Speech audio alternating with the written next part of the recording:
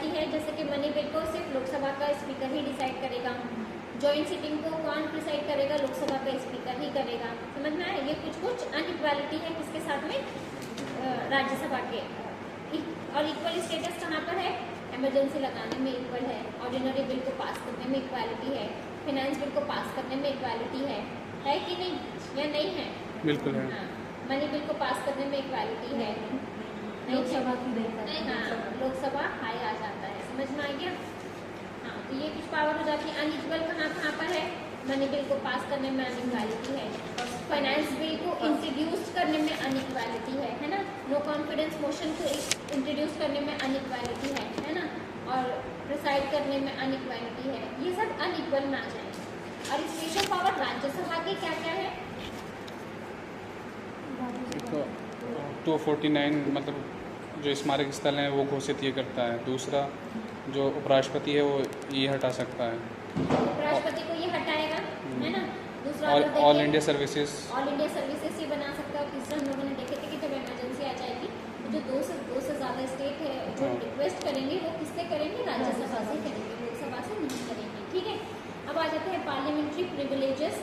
Parliamentary privileges का मतलब क्या होता है कि प्रिविलेज मिलना, कि अगर एक किसी स्थान पर है तो आपके अगेंस्ट जो है वो कार्रवाई नहीं की जा सकती। ठीक है, ये समझ में आ गया। हमने तो बताया पार्लियामेंट्री प्रिविलेजेस प्रेसिडेंट और गवर्नर को मिलते हैं, नहीं मिलते हैं, तो बस ये चीज़ें याद रखनी है। पार्लियामेंट्री प्रिविलेजेस जो है वो अदालतों के अंदर नहीं आती है ना, जैसे कि हम लोगों ने देखे थे पार्डनिंग पावर नहीं आती, ऐसी ये नहीं आती। अब आ जाते हैं, मैं एक क्वेश्चन पूछती हूँ, एक स्टेटमेंट, मतलब हमारे पास जो है पार्लियामेंट्री प्रिविलेजेस का लॉ मौजूद है, ये सही है क्या गलत? नहीं, अभी तक के हमारे इतने साल हो गए हैं आज़ादी से, लेकिन अभी तक के हम लोगों को जो है वो पार्लियामेंट्री प्रिविलेजेस में कोई भी कोड नहीं है। ठीक है, हम लोग जो प्रिविलेज लेते हैं वो 5 सोर्सेस से हमारे वहाँ से लेते हैं, लेकिन अभी तक के कोई कोड नहीं बना है। ठीक है, आगे बढ़े या रुकना है? आगे बढ़ना है, पार्ट करके रुकते हैं। ठीक है जी मैम। पार्लियामेंट्री कमेटी पे आ जाए।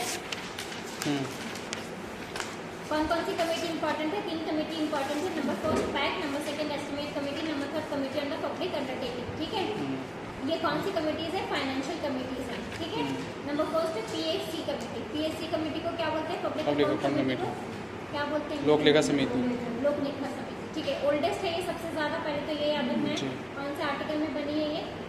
किसी आर्टिकल में नहीं बनी है। आर्टिकल है इसका? सॉरी, कौन से एक्ट में बनी है? एक्ट में 99